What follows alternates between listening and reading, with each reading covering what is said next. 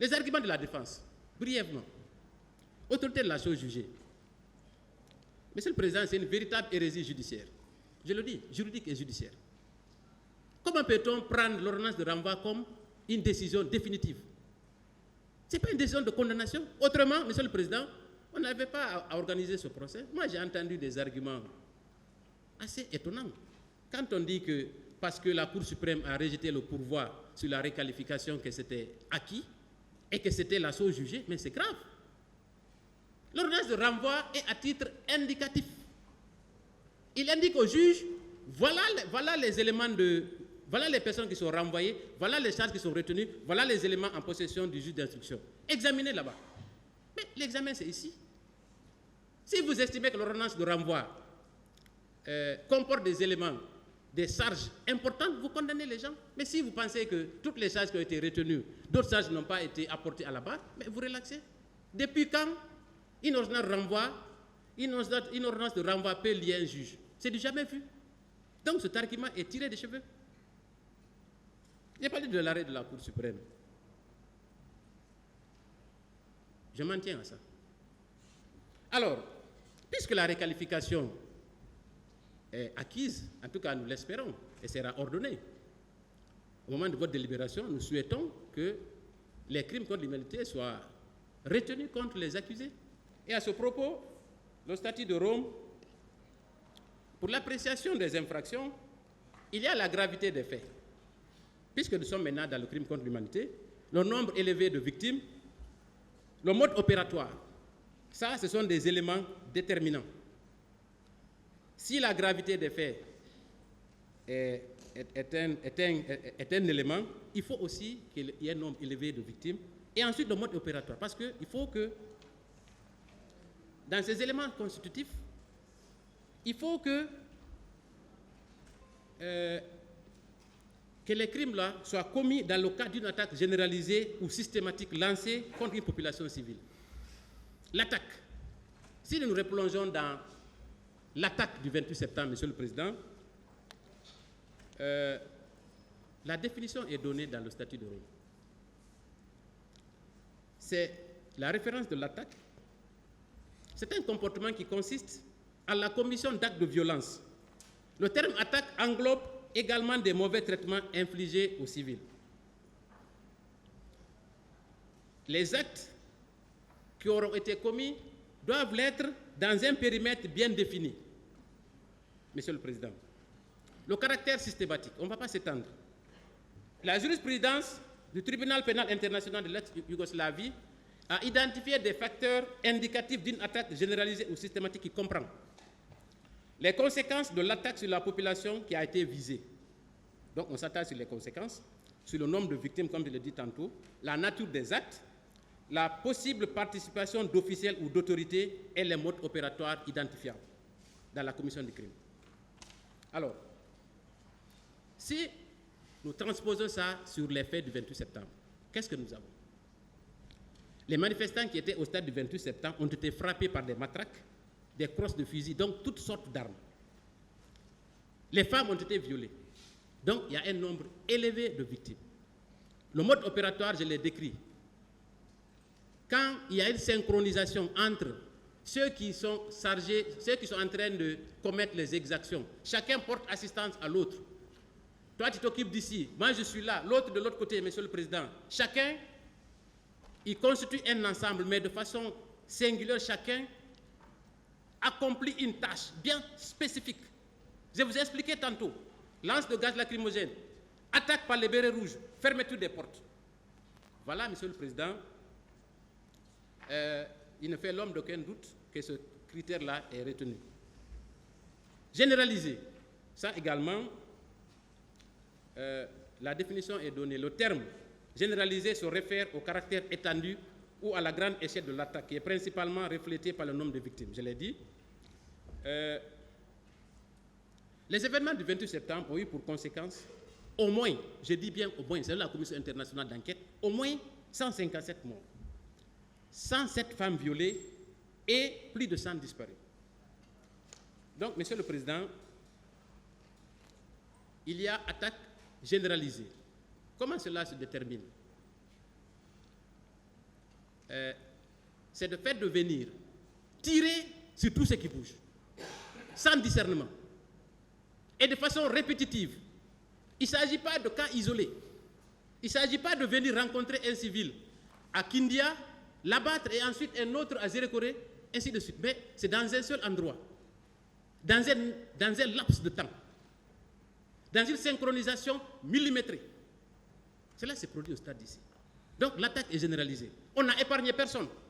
Il y avait des femmes, il y avait des vieux, il y avait des jeunes, il y avait même des adolescents. On n'a épargné personne. Quand on tire dans le tas, Monsieur le Président, est-ce qu'on épargne quelqu'un? Non. Donc c'était généralisé. Maintenant, systématique. Monsieur le Président, comme je l'ai dit encore, c'est la répétition non accidentelle des comportements criminels similaires. C'est le caractère acharné de l'attaque lancée simultanément. Monsieur le Président, la population civile, je pense qu'on n'a pas besoin de le dire, nous n'étions pas dans un conflit armé, donc les personnes qui ont été attaquées au stade, c'était des civils, ils n'avaient aucune arme. Même ceux qui avaient des branches à la rentrée du stade ont été priés de laisser les branches là à la porte d'entrée, pour ne pas que cela soit confondu par un fusil au moment de leur interpellation. Personne n'était armé, à part les banderoles. Même les banderoles avaient presque disparu. Aucun couteau, aucune arme. Donc il n'y avait aucune possibilité de confondre un quelconque civil à une personne hostile. Il n'y avait aucune hostilité. Les gens dansaient, ils chantaient, ils étaient enthousiastes. Cette attaque était barbare, Monsieur le Président. La connaissance de l'attaque, ça c'est l'élément moral. Connaissance de l'attaque. Ça, c'est important. La coordination des forces de l'ordre présentes au stade, tel que décrit précédemment, démontre l'assistance et le soutien apportés par chaque groupe à l'autre, dans un contexte physique où toutes les personnes sur place auraient été au cours de l'attaque. Ce qui est important, Monsieur le Président, c'est que cette attaque n'est pas fortuite. Pour avoir une telle synchronisation, il aura fallu que les gens s'entendent sur le mode opératoire. C'est ce qui justifie l'efficacité de la manœuvre. Il ne s'agit pas d'individus qui sont retrouvés au stade et qui chacun, dans un élan criminel, a décidé d'agir. Ils se sont tous concertés. Ils ont établi un plan. Ils ont défini, ils ont réparti chaque rôle à chacun. C'est ça, Monsieur le Président, la connaissance de l'attaque. Cette synchronisation avait été prévue de longue date. Voilà, Monsieur le Président, le dernier élément pour que les crimes contre l'humanité soient reconnus. L'élément central. Monsieur le Président, dans ce cadre, le statut de Rome parle de crimes spécifiques. Est-ce que nous sommes dans le cadre des crimes spécifiques ici? Effectivement. Parce qu'il y a eu des assassinats, il y a eu des viols, il y a eu l'esclavage sexuel, il y a eu des violences sexuelles, torture et autres actes dégradants, disparitions forcées, etc. Monsieur le Président, il ne fait l'ombre d'aucun doute que nous sommes dans le cadre des crimes contre l'humanité, comme je l'ai démontré plus tôt. Maintenant, des crimes ont été commis. On sait tous que c'est la garde présidentielle du côté des bérets rouges qui a agi. On sait également que les miliciens étaient au camp. En dernier lieu, nous savons que les éléments du colonel Tchéboro étaient là-bas. Maintenant, comment définir la responsabilité de chacun? Et c'est là qui est plus important encore. Parce que pour ce qui est des crimes, je pense que même quelqu'un de mauvaise foi ne peut pas dire qu'il n'y a pas eu de crime. Il y a eu des crimes. C'est indéniable. Maintenant, ces crimes-là, qui est le responsable? C'est ce que je vais essayer de démontrer, Monsieur le Président, à travers le deuxième point, la responsabilité individuelle des accusés. C'est un moment important. Parce que depuis le début de ce procès, je n'ai pas donné d'ordre. On ne m'a pas vu tirer.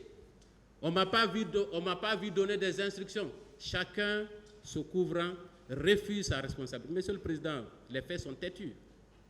Alors, Monsieur le Président, pour déterminer cette responsabilité, nous allons partir sur la responsabilité indirecte ou du commandement. Parce qu'on est responsable de ces faits personnels pour avoir agi, mais aussi on peut l'être quand on est commandant d'éléments. Si les éléments qui sont sous le commandement d'une personne agissent, même sans ordre, mais s'ils savaient qu'ils auraient pu agir et qui n'a rien fait, il peut être tenu pour responsable. Ça, c'est important de le dire. On va commencer par le président de la transition de l'époque, le capitaine Moussa Dadis Camara. Parce que j'estime que c'est lui, on doit commencer par lui, parce qu'il était le président. Il avait tous les leviers du pouvoir, contrairement à ce qu'il nous a dit ici. Monsieur le Président, pour déterminer sa responsabilité, nous allons examiner plusieurs points. D'abord, en amont des infractions, il y a eu beaucoup de choses. Sa volonté de conserver le pouvoir est l'élément déclencheur de cette contestation du peuple de Guinée. C'est l'élément déclencheur. N'eût été sa volonté manifeste de confisquer le pouvoir contre l'avis général du peuple, ces événements ne se seraient jamais produits. Peut-être qu'on serait là en train de faire autre chose, mais plutôt que de juger cette affaire. C'est clair. Alors, il y a les discours publics, je ne vais pas revenir sur ça. La réunion au camp, en prélude à la manifestation du 28 septembre. Ça, c'est important. Cette réunion a eu lieu.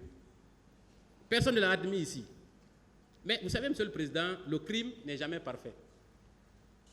C'est à travers un appel qu'on peut démontrer que cette réunion a eu lieu.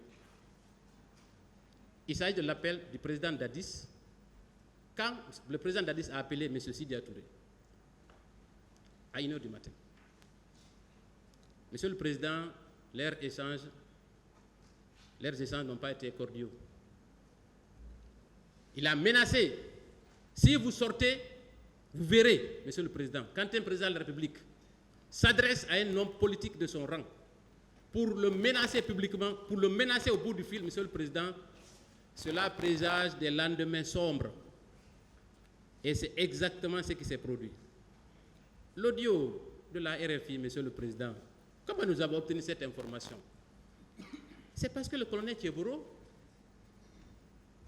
en voulant être au four et au moulin, a discuté avec le président Sidia. Il dit au président Sidia, qu'est-ce que le président vous a dit? Le président vous a dit hier. Il ne vous a pas appelé, il dit oui. Il dit c'était à 1h du matin. Il dit non, ce n'était pas à 1h du matin, j'étais là. Cela confirme sa présence. Donc cette réunion a eu lieu. Ça, c'était une réunion en prélude à ce qui allait se faire. L'ambiguïté du président Dadis, comme je l'ai dit, de se maintenir au pouvoir. Si je veux, je ne suis pas né militaire. Si je veux, je me présente. Si je veux, je ne me présente pas. Et Monsieur le Président, en amont de sa prise du pouvoir, quand il a pris le pouvoir, comment il a séduit les Guinéens? C'est à travers son discours. On a eu confiance en lui. Parce qu'on a estimé que son discours était rassembleur, que son discours était celui d'un homme d'État. Il a promis beaucoup de choses. Au début, on a constaté des changements. Mais Monsieur le Président, il y a les oiseaux de mauvaise augure qui se promènent dans les palais.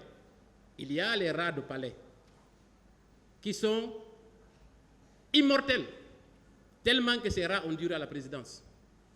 Petit à petit, on lui a dit qu'il fallait absolument conserver le pouvoir et il est tombé dans le panneau. Malheureusement, c'est ce qui nous a conduit ici. Il y a son interview à la Télé Sud, le voyage à l'Abbé. Je ne reviens pas sur ça. Ça a été suffisamment expliqué ici. Quand un président de la République prend tout son camp, des blindés, des avions de combat, se rend à près de 300 à 400 km de Conakry pour aller défier ses détracteurs. Qu'est-ce que cela vous inspire, Monsieur le Président? Il a dit. Mais le passage du cortège du président Dadis, c'était inédit. Des centaines de véhicules, appuyés par des hélicoptères. Les avions de combat ont survolé le stade de l'Abbé pendant qu'il faisait son discours. C'était pour impressionner, pour dire attention, parce qu'il savait qu'une manifestation était projetée. C'était une démonstration de force pour dire à ses détracteurs, comme il le disait, comme il aimait à le rappeler, si vous me défiez, je déchaînerai les enfers. C'est ce qui s'est produit. Il est revenu de l'Abbé. La suite, nous la connaissons. Le deuxième élément, Monsieur le Président, qui détermine sa culpabilité dans cette affaire, son implication directe dans cette affaire, c'est le recrutement et l'entretien des milices à Kalea. Ça, c'est un élément central. Monsieur le Président, ce qui est étonnant, c'est que cette milice a été constituée que de ses proches. Je regrette de le dire, mais c'est malheureux. Il est normal, Monsieur le Président, pour un tout chef d'État de vouloir conserver son pouvoir, mais le choix doit être national. Le choix ne doit pas être seulement pour certains et l'exclusion des autres. Malheureusement, c'est ce qui s'est produit. 8000 hommes ont été recrutés. M. Soumaoro vous a dit ici, l'une des recrues de Kalea, il y avait plusieurs bataillons. Il y avait Bravo, ainsi de suite. Mais ils ont présélectionné certains à qui on a donné tous les moyens. Ils étaient mieux logés. Ils étaient plus considérés que les autres recrues. Parce qu'il fallait les conditionner. Il fallait formater leur esprit pour dire ce pouvoir, c'est pour nous. Il faut vaille que vaille qu'on le conserve. Même au prix d'innombrables victimes, il fallait conserver le pouvoir. Vous savez, Monsieur le Président, l'être humain est faible. Quand un discours est tenu par un homme politique d'une éloquence inégalée, les hommes tombent sous son charme. C'est ce qui s'est produit. Nous avons vu des grands meurtriers. Mussolini, il haranguait la foule. Adolf Hitler, qui haranguait des foules. Monsieur le Président, ils ont formaté l'esprit de ces recrues. Et ils ont été préparés à la conservation du pouvoir. Voilà, Monsieur le Président. Soumaoro l'a dit, il était parmi ces recrues. Et pour entretenir ces recrues, Monsieur le Président, ce n'est pas n'importe qui s'est chargé de leur entretien. Il s'agit de Gono Sangari, l'intendant particulier du président. Parce qu'il faut donner les fonds à celui qui va les utiliser selon la volonté du chef. Il ne fallait pas sous-traiter ça. C'est Gono Sangari qui s'en est occupé. Aujourd'hui, il est en cavale. Pourquoi? Parce qu'il sait que ces recrues-là avaient été mobilisés justement pour une cause très, très obscure. Et ils l'ont accompli, malheureusement. Monsieur le Président, ces recrues également étaient supervisées par le colonel Blaise Gomo. Merci du regard pour cette phrase, mais je la maintiens. Ces recrues étaient supervisées par le colonel Blaise Gomo. Cela a été dit ici. Tout le monde le sait. Il a déposé des documents ici, faisant état de sa nomination aux services spéciaux. Mais, Monsieur le Président, que valent ces documents face à un témoignage concret de quelqu'un qui était là-bas? Il vivait avec ses recrues. Il a dit, le jour des événements, c'est le colonel Blaise Gomo qui est venu lire la liste de ceux qui avaient été recrutés. Parce que parmi aussi, ceux qui avaient été retenus, il fallait aussi peut-être choisir les plus bruts. Ceux qui pouvaient agir sans réfléchir. Parce que, Monsieur le Président, pour violer une femme à ciel ouvert, retourner chez soi, aller voir ses enfants, manger et dormir, il faut que ce soit quelqu'un qui soit impitoyable. Donc, il fallait choisir spécialement des individus capables d'une telle barbarie qu'on n'allait pas regretter de les avoir choisis. Ils ont été choisis et envoyés au camp. Je reviendrai aussi sur ce point. Monsieur le Président, ces miliciens-là ont été envoyés au camp par Joseph Makambo pour infiltrer, au stade, pardon, pour infiltrer la foule. Ces recrues-là qui avaient été choisis ont été infiltrés au stade. Monsieur le Président, voilà quelque chose qui me taraude l'esprit, qui me choque. Quand on a rebaptisé le camp Koundara, camp Makambo, Monsieur le Président, ce camp a une histoire sinistre dans les événements du 28 septembre. Et l'un des artisans de ces massacres, c'est justement Joseph Makambo. Monsieur le Président, à chaque fois que les victimes passent devant ce camp, se rappellent des tortures qu'elles ont subies par la faute, entre autres, de Joseph Makambo, et que ce lieu soit baptisé Joseph Makambo, c'est une insulte à leur mémoire. Monsieur le Président, c'est inadmissible. Il a tué des gens. C'est lui qui a envoyé les infiltrés au stade, qui ont causé d'énormes massacres. Le capitaine Toumba l'a dit, Monsieur le Président, comment peut-on donner le nom de ce camp à ce monsieur? J'aurais souhaité qu'il soit en vie, honnêtement, pour qu'il réponde de ses actes ici. Ces recrues ont causé des souffrances inimaginables. Monsieur le Président, ils ont éventré des gens. Comment ce camp peut-il porter son nom? J'espère que l'histoire effacera son nom sur ce camp. Parce que Joseph Makambo ne mérite pas d'être honoré. Ce sont les victimes qu'il faut honorer, Monsieur le Président. C'est révoltant. Monsieur le Président, le troisième élément qui participe à la culpabilité du capitaine Dadis, c'est l'envoi des bérets rouges au stade pour réprimer la manifestation. Il était le commandant du régiment et moi je suis très à l'aise. Parce que tous les décrets qu'on lisait à la télévision nationale, s'il n'y avait pas commandant en chef des forces armées, je pense que le capitaine refuserait de signer. Il aimait se vanter de ce mot. Je suis le commandant en force des forces armées. Et c'est normal. Il est le chef de l'État. Mais il doit en assumer les conséquences. C'était lui le chef du régiment. Il n'y a aucune contestation possible. Toute l'armée relevait de lui. Et je vais vous dire, Monsieur le Président, l'armée est le corps le plus organisé. L'armée est le corps le plus organisé.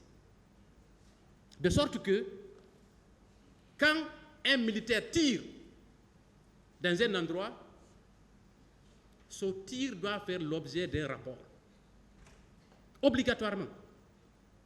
Donc, l'organisation de l'armée fait qu'il était impossible qu'il ne soit pas au courant que ces militaires-là étaient au stade. Ça, c'est clair et net. Alors, Monsieur le Président, le capitaine Dadis, le président capitaine Dadis, a donné des ordres explicites. Il a dit, allez mater les manifestants au stade, car le pouvoir est à terre. Le commandant Toumba est le témoin vivant de cette déclaration. Il a réitéré ici. Lors de la confrontation, il a confronté le président Dadis ici. C'est clair. Monsieur le Président, nous savons tous que c'est la garde présidentielle qui allait perpétrer ce massacre du côté des bérets rouges. Ce n'est pas l'armée régulière. Ce n'est pas l'armée régulière. C'est la garde présidentielle et les miliciens. Moi, j'ai du respect pour notre armée. Elle vient de loin. Elle a fait ses preuves dans la sous-région. C'est une armée dont on doit être fier, même si, en son sein, elle a été pervertie par des pratiques néfastes. Mais dans l'ensemble, nous avons des soldats vaillants. Monsieur le Président, quand un président de la République, le chauffeur du président de la République se retrouve au stade, participe au massacre, il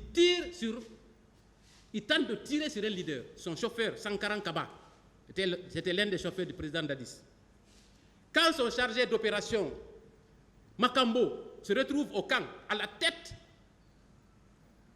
d'une centaine de recrues, d'une centaine de miliciens, comment peut-on expliquer, comment peut-on prétendre que le président Dadis n'était pas au courant de cette opération? Le bon sens saute aux yeux. Il a donné des ordres explicites. Allez les mater. Le pouvoir est à terre. Est-ce qu'on peut être plus explicite que ça? Il y a un autre élément. Le commandant Toumba, en 2010, dans une interview de la RFI, il dit que c'est le président Dadis qui m'a dit d'aller au stade. Il y a le chauffeur, il y a le chargé d'opération, il y a son aide de camp et à son bébé hollandais, Marcel. Plus sa garde rapprochée. Parce que la garde rapprochée est directement sous l'autorité du président.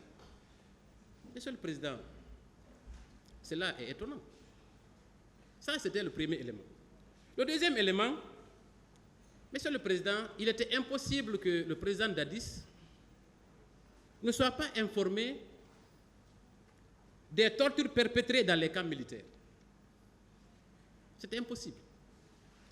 Parce que, contrairement à ce qu'il vous a fait croire ici, il y a des services de renseignement, la gendarmerie, il y a les services de renseignement de l'armée.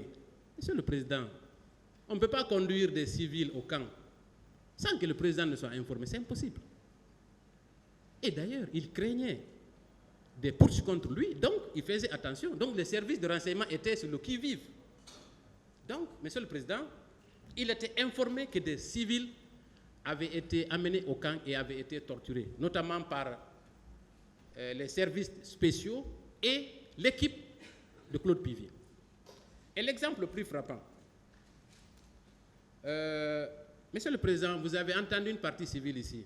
Elle a été entendue ici, à la barre, où elle vous a dit, on nous a raflé au stade, on nous a molestés, on nous a battus, on nous a envoyés au camp.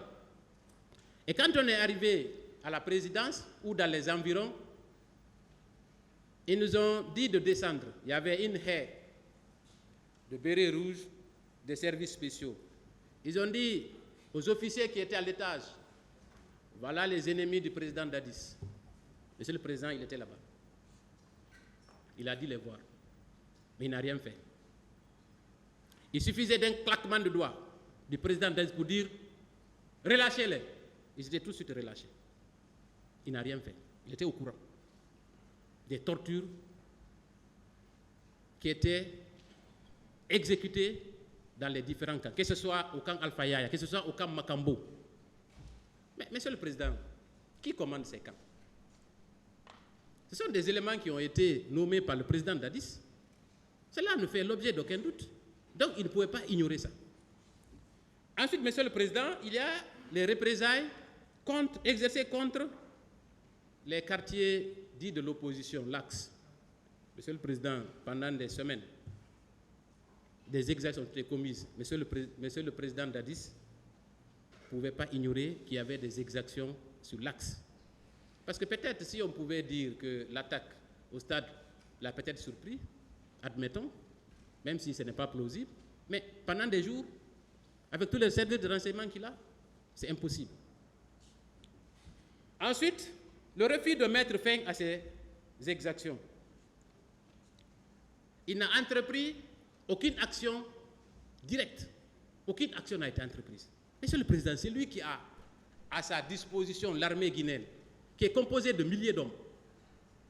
Si on lui rapporte que dans des quartiers, des exactions sont commises par des bérets rouges, mais Monsieur le Président, il peut même requérir toute l'armée. Il peut même envoyer un char. Il a le pouvoir. Envoyer des hélicoptères, même des avions de chasse, de combat. Il aurait pu le faire. Mais tout cela participait à un plan très simple. Il a laissé faire. Et quand on laisse faire, on est aussi responsable indirectement. Monsieur le Président, le quatrième élément, c'est le refus de mettre aux arrêts les auteurs des massacres. Personne n'a été arrêté. Si Monsieur le Président Dadis voulait aider la population ou n'était pas au courant de ce massacre, n'a pas participé, n'a pas planifié, qu'est-ce qui l'empêchait de faire arrêter les membres de sa garde présidentielle? Parce que les membres de la garde présidentielle, ce n'est pas des personnes qui sont loin de lui. C'est la garde prétorienne.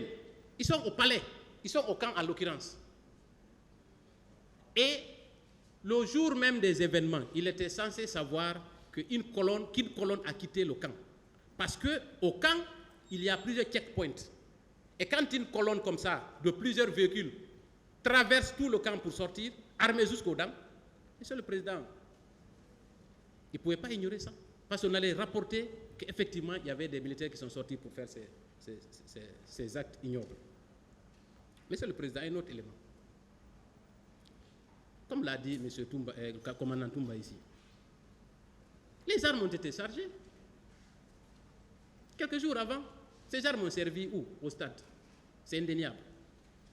Et quand la question a été posée par le commandant Toumba sur recommandation du général Konaté, quand ils ont voulu s'interposer, on lui a dit non, les armes là, c'est sur ordre du président pour les armes, et pour l'installation des recrues, c'est sur ordre du président. 2 ordres qui ont conduit à ce drame, Monsieur le Président. Enfin, c'est la récompense accordée aux auteurs des massacres. D'abord, il ordonne le massacre, il est planifié, il ne prend aucune disposition pour protéger les civils, et au-dessus de tout, cerise sur le gâteau, il les récompense. Monsieur le Président, vous savez comment? C'est très simple. Il y a eu un décret de relèvement de grade pour tous les militaires.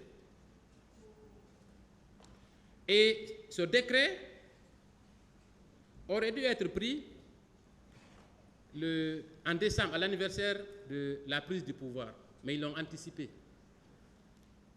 Ça a été pris le 2 novembre 2009 par le président, sans exception.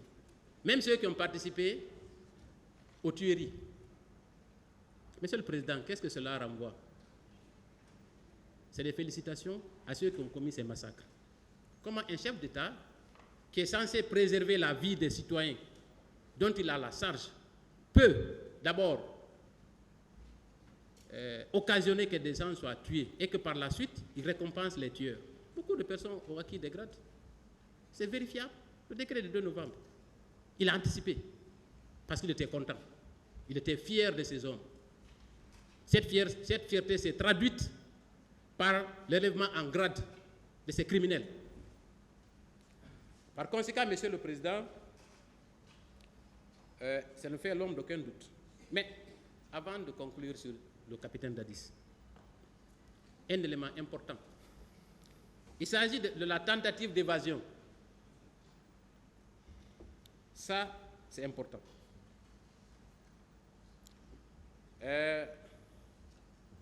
Elle est du 2 novembre 2023. Monsieur le Président, après l'ouverture de ce procès, vous savez, l'histoire rattrape, hein, pendant des années. Il a émis le souhait de venir en Guinée pour se rendre à la justice, pour accepter de se faire juger, même s'il n'avait pas le choix. Ça, c'est un autre débat. Monsieur le Président, il a voulu se soustraire de ses responsabilités. Il a organisé sa propre évasion en complicité avec Claude Pivy, le colonel Blaise Gomou et le colonel Thieboro. Un commando lourdement armé a attaqué la maison centrale, a réussi à les exfiltrer. Monsieur le Président, quelqu'un qui ne se reproche de rien, pourquoi il va fuir? Le commandant Toumba est là. CC est là. Vous n'avez pas la parole. Asseyez-vous. CC est là. Asseyez-vous, s'il vous plaît. CC est là. Vous vous asseyez. CC est là. Asseyez-vous, s'il vous plaît.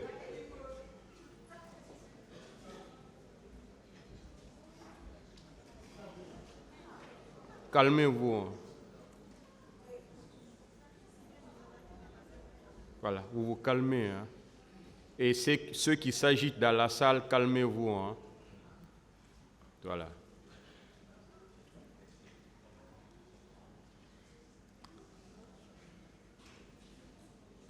Vous le laissez parler, s'il vous plaît.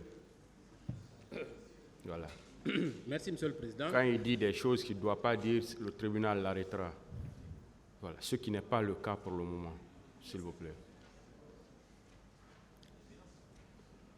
Merci, Monsieur le Président.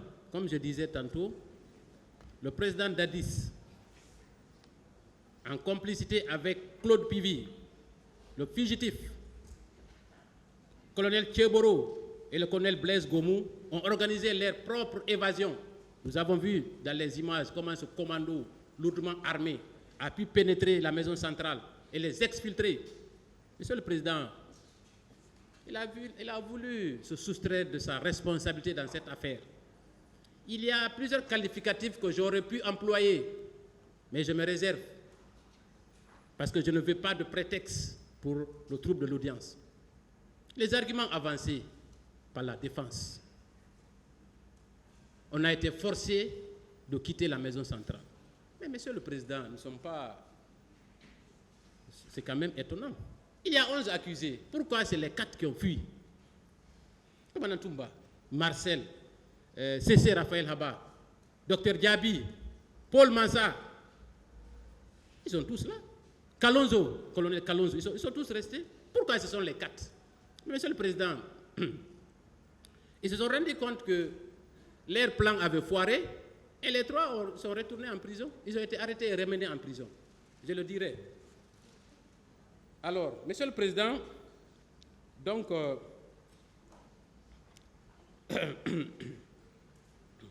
tous ces faits démontrent que le président Dadis est le planificateur des massacres du 28 septembre. Tous ces éléments le démontrent aisément qu'il a commis des crimes contre l'humanité par la responsabilité de la chaîne de commandement. Parce que ceux qui ont agi étaient directement sous son commandement. Monsieur le Président, je sais que de l'autre côté, on se prépare à contre-attaquer. Mais les arguments du genre « je n'étais pas le commandant du régiment, je n'ai donné aucun ordre », tous ces arguments sont devenus obsolètes. Il va falloir que vous trouviez d'autres arguments. Donc, pour le capitaine Moussa Dadis Camara, je pense que je vais m'arrêter là et sa culpabilité ne fait l'homme d'aucun doute pour des crimes contre l'humanité. Je vais passer maintenant au colonel Moussa Thiebourou Camara, l'un des planificateurs de ce massacre. Monsieur le Président, à la barre, lors de la confrontation, j'ai retenu une de ses phrases. Elle est très importante. C'est quelqu'un qui note beaucoup. C'est un vrai procédurier. J'ai compris quand la liste nous a été fournie par ses avocats. Je savais que c'était sa plume. Il écrit bien. Donc, il sait exactement ce qu'il faut faire et à quel moment. Il a participé à tout.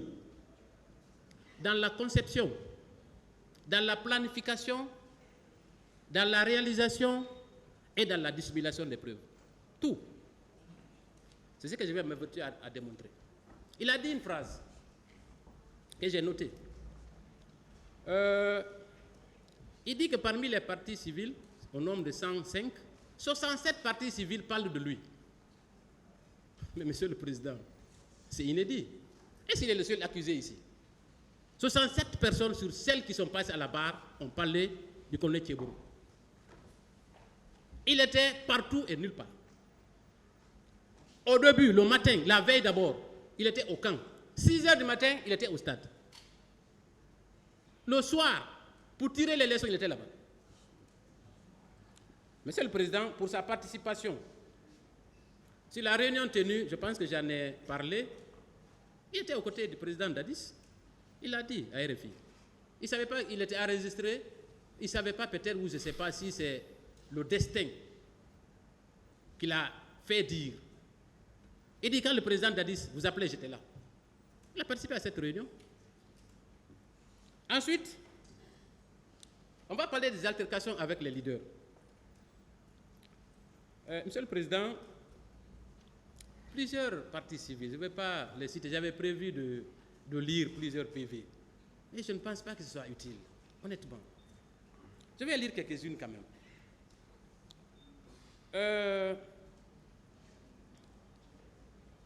Monsieur le Président, très tôt le matin, il a rencontré les leaders, il a tout fait pour les bloquer à la Fondis. Il a échoué. Et à ce niveau, il a donné l'ordre de tirer sur les manifestants. Ça a été dit ici. Et Mme Oumou Bari a été très explicite. Elle a réitéré au cours de la confrontation. Les éléments du colonel Thiebourou, à 8 heures, ont tiré des gaz lacrymogènes et des balles réelles, ont tué une personne. C'est sans équivoque. Deuxième point, l'ordre d'attaquer les manifestants. Et là, on va citer plusieurs personnes. Parce que les déclarations sont concordantes et émanent de différentes parties civiles qui étaient à différents endroits. Et c'est ça aussi la complexité de cette affaire. Je l'avais dit tantôt, chacun a son 28 septembre, parce que plusieurs faits se sont déroulés dans un espace de temps, à des endroits différents. Monsieur le Président, on va commencer par Mokhtar Ba, le correspondant de RFI. Il a utilisé le mot chargé. Ça n'a pas plu au colonel. Mais puisque Mokhtar Ba n'était pas là pour se faire plaire, il a dit ce qu'il avait à dire. Il dit, chargé, c'est ce qui a conduit à la dispersion de la foule suite à l'attaque des manifestants par les éléments de colonel Tchéboro. Qu'est-ce que Talat Garanki dit? Colonel Tchéboro dit, si vous ne quittez pas ici, on va vous massacrer. Arrêtez vos leaders. Voilà un autre élément. La même personne a tenu des propos de menace. Parce que, Monsieur le Président, parce qu'il savait, ce que les manifestants ignoraient, lui il le savait. Il savait que quelque chose de très grave allait arriver. Il a voulu les prévenir. Mais malheureusement pour nous et pour lui, la méthode employée n'était pas efficace. Parce qu'il aurait fallu, s'il voulait que ce drame-là soit évité, il est l'un des amis du président Dadis. Il suffisait juste de dire à ce président Dadis, puisque vous voulez confisquer le pouvoir, abandonner cette idéologie ou changer de méthode. Le report de cette manifestation aurait permis d'éviter ce drame. Mais il n'a pas agi. Il est allé en tant que ministre, et de surcroît, n'étant pas chargé du maintien d'ordre. Il a fait tout ce qui est possible de faire dans le cadre du maintien d'ordre. Tout. Ces éléments étaient armés et participaient à la chasse des manifestants. Ensuite, Monsieur le Président, une autre victime, Amadou Diallo de la BBC. Voici ce qu'il déclare, non seulement dans son procès verbal, à la barre ici, mais également au cours de la confrontation. Voilà ce qu'il dit. Après le geste de Tchéboro, il a fait un geste et après les gendarmes ont attaqué. Et Monsieur le Président, voici le geste qu'il a fait. Il a haussé la tête à gauche ou à droite. C'est un signal. Il a donné le signal à ses agents d'attaquer la foule. C'est ce qui fut fait. Si dans cette attaque, des gens sont tués, qui doit-on rendre responsable, sinon qu'il connaît Tchéboro et ceux qui ont tiré? C'est indéniable. Après, il y a Abdoulaye Ba. Oui, je confirme que toutes les agressions de Dalin se faisaient devant le colonel Tchéboro. Il poursuit. Oui, je confirme, quand quelqu'un l'a appelé, il a dit à Ba que c'est fini pour Dalin. Monsieur le Président, les agressions qui se faisaient contre les leaders, mais colonel Tchéboro était là. Vous savez, son attitude pour sauver les leaders, prête à équivoque. Pour quelqu'un qui ne s'intéresse pas en profondeur dans cette affaire, va dire effectivement il a sauvé les leaders. Parce que c'est lui qui a pris ces leaders-là et les a envoyés à l'hôpital. Mais qu'est-ce qui a précédé ça? Qu'est-ce qui a motivé? Parce que ce n'est pas le dernier geste qui compte. Mais c'est tout ce qui avait été fait avant qu'on en arrive là, que j'ai expliqué. Est-ce que ce n'est pas la crainte? D'abord, parce que plusieurs personnes l'ont identifié. Et ce n'est pas pour se trouver un alibi. Moi, je suis convaincu que c'est pour trouver un alibi. Parce qu'ils savaient pertinemment que si les leaders là mouraient, peut-être qu'ils auraient perdu le pouvoir. Ce n'est pas dans un esprit de bonté ou de pure charité chrétienne, Monsieur le Président. C'est dans un esprit de survie. Parce qu'il a besoin de survivre dans ce régime. D'abord, prouver au président Dadis qu'il est l'un des maillons forts de son régime pour avoir bravé les manifestants, pour avoir tout mis en œuvre pour que personne, pour empêcher la manifestation. Il a mouillé le maillot, en quelque sorte, dans une équipe de football. En tant que ministre, qu'est-ce qu'il cherchait là-bas? Monsieur le Président, on va continuer. Lamine Camara, Abdoulaye Diallo, parlant de... Quand il a embarqué Dalein et compagnie dans sa voiture, qu'est-ce qu'il a dit? Il a reçu un appel. Et qu'est-ce qu'il dit? Il dit non, pour Dalein, c'est fini. Oui, c'était fini. Parce qu'il avait les côtes brisées. C'est miraculeux, Dalein. C'est miraculeux. C'est comme un chat. C'est miraculeux. Monsieur le Président, il continue. Il a également, sur les plaintes de M. Baouri, disant, s'il vous plaît, faites attention, c'est une personnalité qui est couchée ici. Ne le frappez pas. Il dit, si tu répètes ça, je vais lire textuellement ce qu'il a dit, je te loge une balle dans la tête. Qu'est-ce qui peut être plus explicite que ça? Monsieur le Président, tu es en train de sauver des gens. L'une des victimes te dit, faites attention, ne le faites pas bouger par là, parce qu'il a les côtes cassées. Tu dis, si tu répètes ça, je te loge une balle dans la tête. Est-ce qu'il les a sauvés de son gré? Non, je l'ai dit tantôt. Lamine Camara, qu'est-ce que Lamine Camara dit? Le colonel Tchebro a dit, si vous ne quittez pas ici, ça va mal passer. Je vais poursuivre, ils sont des centaines. Si on dit qu'on va lire ou rapporter tous les propos contre le colonel Tchebro, Monsieur le Président, je pourrais plaider ici pendant une semaine. C'est impossible.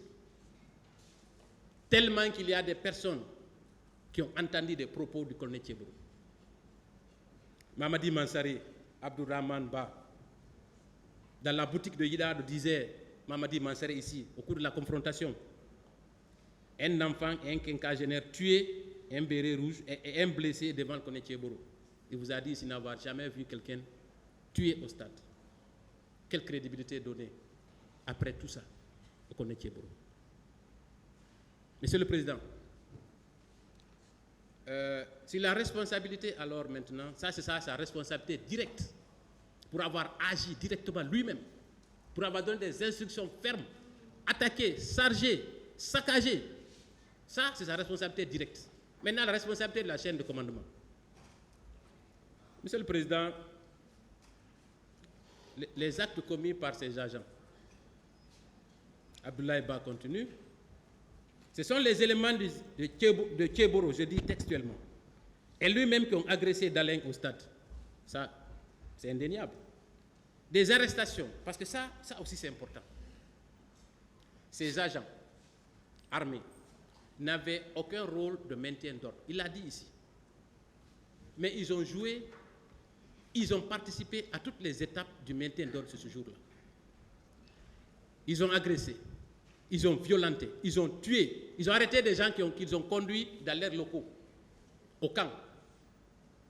Monsieur le Président, voilà des scènes qui font froid au dos.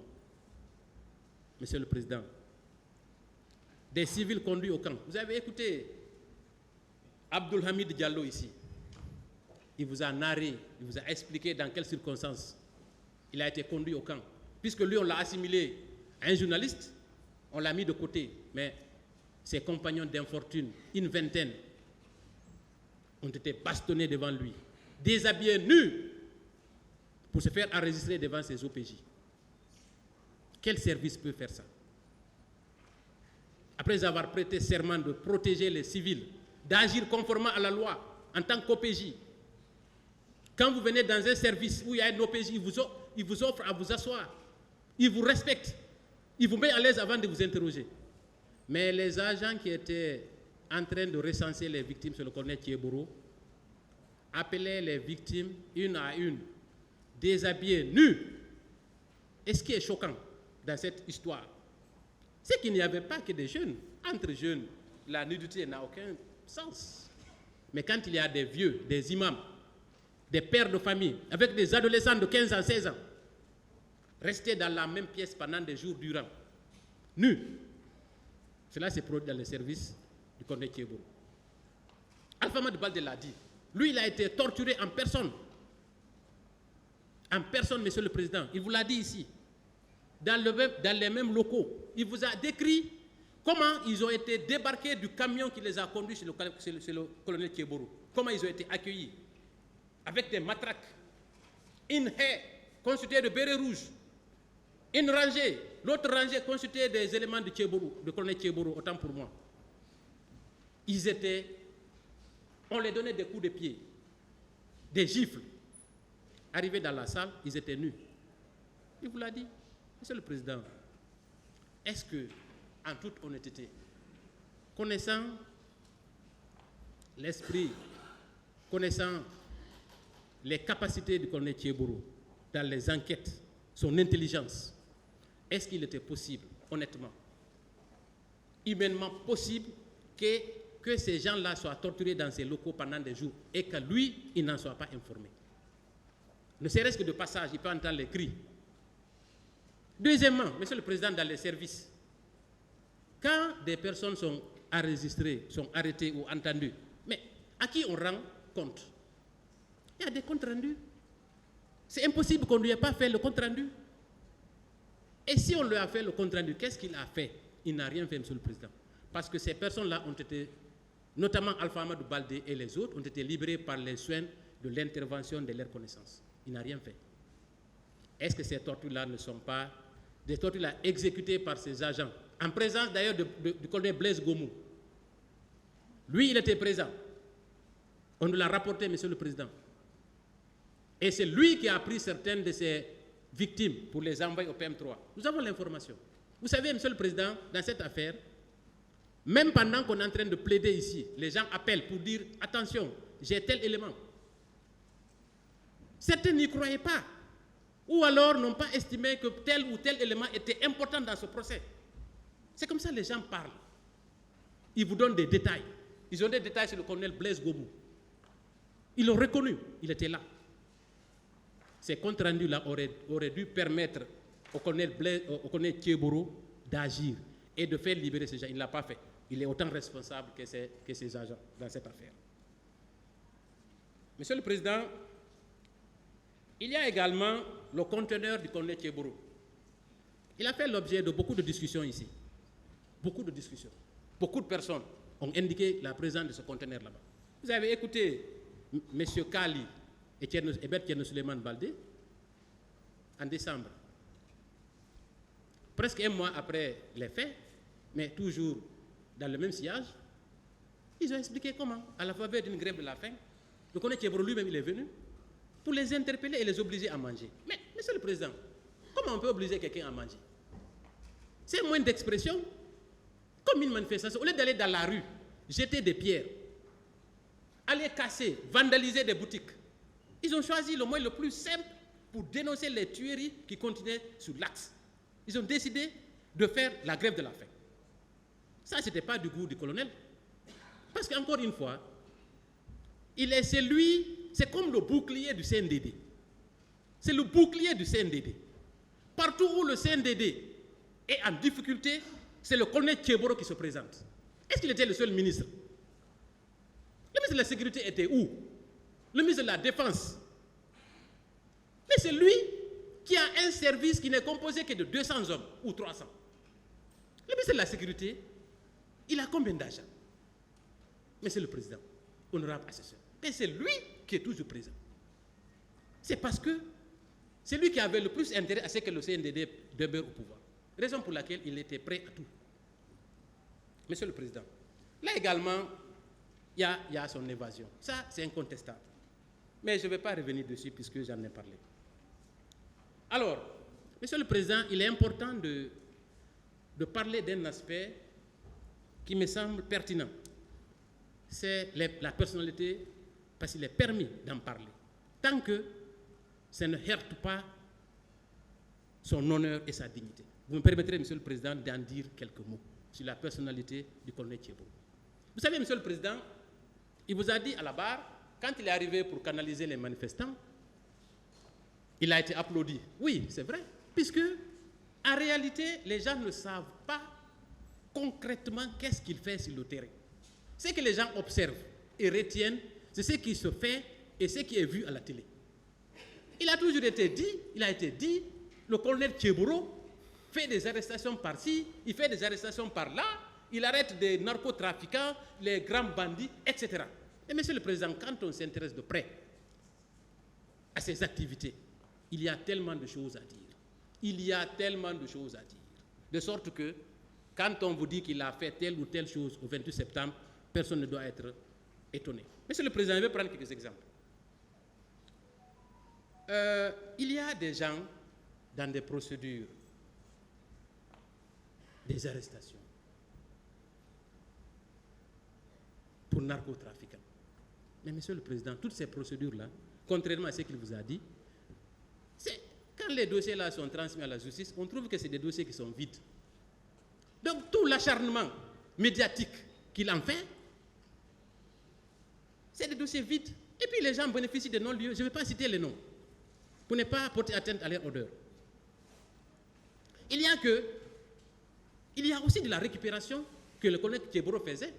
Quand il y a une arrestation à Koya, faite par des services déterminés, lui, il a la presse, il s'embarque, il vient filmer ça et il met ça à son compte.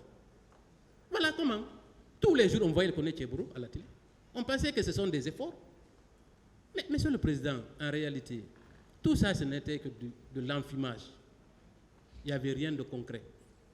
Quand un OPJ de son rang, 80% des procédures déférées aboutissent à des non-lieux, je pense qu'il faut éviter de venir dire ici qu'on est le meilleur flic du pays.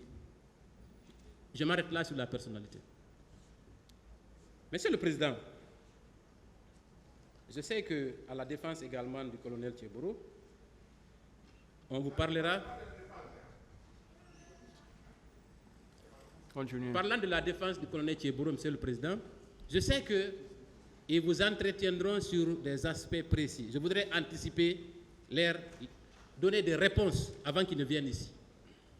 Ils vous parleront des prétendues contradictions entre les partis civils.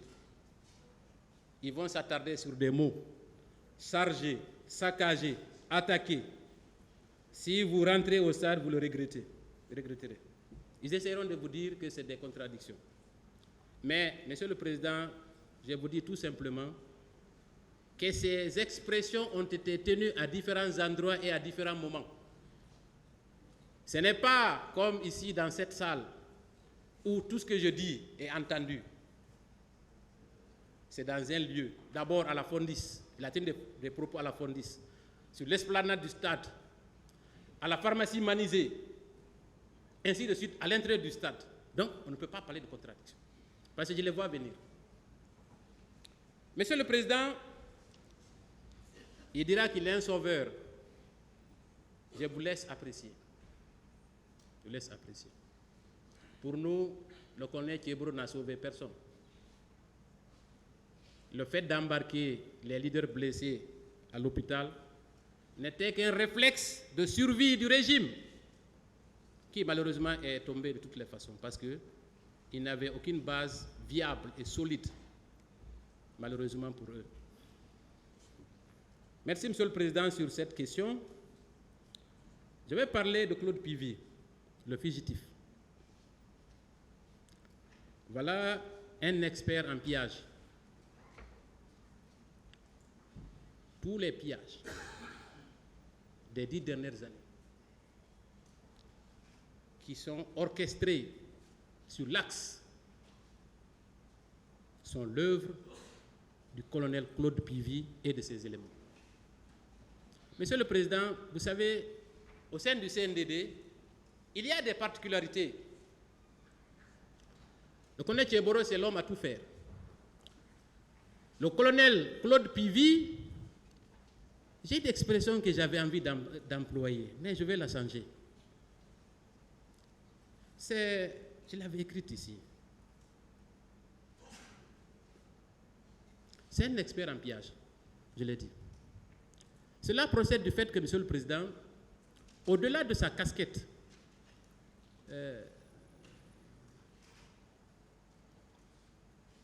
d'élément central du pouvoir du président Dadis, son objectif fondamental était de conserver à tout prix le pouvoir comme le colonel Tchéboro.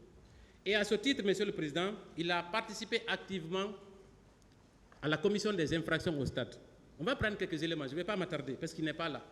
Parce que le fait qu'il ne soit pas là est un argument supplémentaire qui plaide pour sa culpabilité. D'abord, la participation directe aux infractions. Monsieur le Président, je prendrai un seul exemple. Il s'agit de la déclaration d'Abdourahmane Baldé. Monsieur le Président, quand M. Abdourahmane Baldé et d'autres ont été blessés au stade, ils ont été récupérés par les agents de la Croix-Rouge et grâce à Dieu, ils ont été embarqués dans un véhicule. Ils ont croisé le colonel Claude Pivy. Voilà ce qui s'est passé. Arrivé au pont de Madina.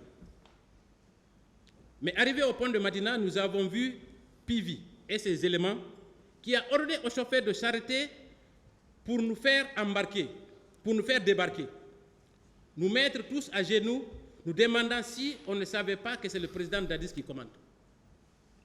Voilà un ministre de la République.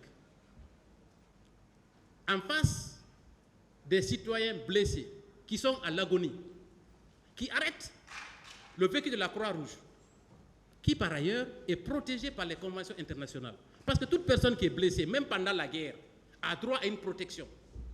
Voilà ce ministre de la République qui arrête ce véhicule, ordonne au chauffeur de débarquer tous les blessés.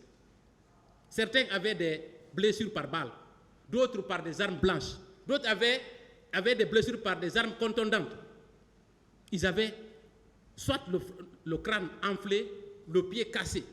Il ordonne à tous ceux-ci de se faire débarquer. Et qu'est-ce qu'il fait ensuite? Il leur pose la question de savoir s'ils ne savent pas que c'est le président Dadis qui est le président. Ensuite, il s'est mis lui-même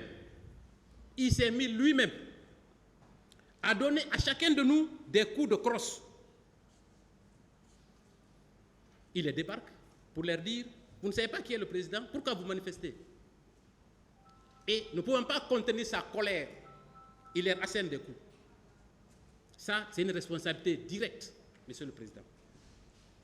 Ensuite, plus loin, en amont du 28 septembre, concernant les recrues de Kalea, Abakar Sidiki Diakité, le commandant Abakar Sidiki Diakité, dit Toumba, déclaré, Claude Pivy, le ministre de la Sécurité présidentielle, a fait venir à la présidence 400 jeunes. Ce sont ces 400 jeunes-là, Monsieur le Président, qui ont constitué la milice, qui ont constitué les infiltrés du stade. C'est lui qui a fait venir. D'abord, c'est lui qui est allé les sélectionner, procéder à leur identification, c'est le colonel Blaise Gomo, accompagné de Makambo. Ensuite, c'est lui qui a été chargé de les gérer au camp. Et d'ailleurs, il y a une altercation entre lui et le commandant, parce que le commandant Toumba voulait que ces personnes-là soient chassées du camp. Mais puisque c'est le président, ils étaient là au compte du président, personne ne pouvait rien, ils sont restés. Ensuite, Monsieur le Président, il a donné l'ordre au béret de la grande présidente de se rendre au stade et de donner une leçon aux manifestants. Là également, nous avons comme preuve la déclaration du commandant Toumba. Qu'est-ce qu'il dit? Claude Pivy, d'abord sur sa présence, Claude Pivy avait un impressionnant contingent. Il était accompagné de plusieurs éléments dans les pick-up et camions. La question que je me pose aussitôt, c'est de savoir quelle était la provenance de tous ces hommes. J'ai appris que le même jour, Pivy était avec ses éléments sur l'axe Anco 5, cimentaire où ils affrontaient les manifestants. Voilà la preuve. Colonel Claude Pivy vous a déclaré ici que dans la journée du 28 septembre, il s'était rendu à Koya pour soi-disant procéder à la patrouille pour arrêter les bandits de grand chemin. Mais Monsieur le Président, ce n'était qu'un prétexte fallacieux. Il était dans la ville de Conakry. On l'a vu à Hamdallah. On l'a vu à côté même du stade. Il a sévi sur l'axe. Parce que c'est le terminator du CNDD. Son arrivée sur les lieux terrorisait tout le monde. Tout le monde. Dès qu'on le voyait, on fuyait. Il ordonnait à ses agents de dévaliser les boutiques.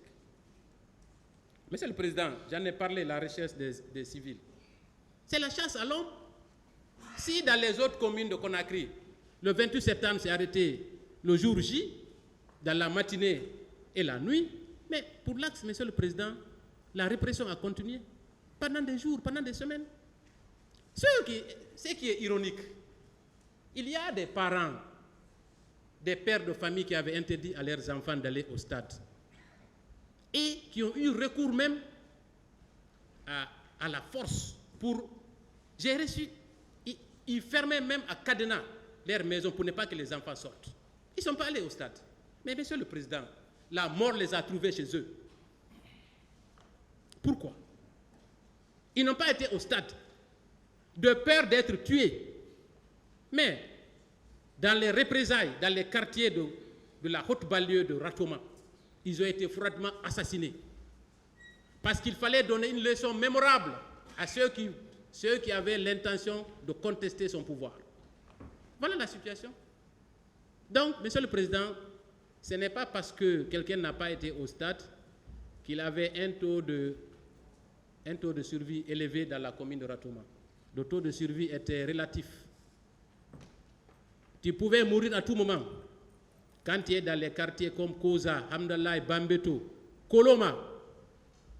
Parce que même pour sortir, aller acheter à manger, si tu as le malheur de croiser un contingent militaire ou des bérets rouges, tu pouvais te faire tuer. C'est la règle, c'est la réalité. C'est malheureux.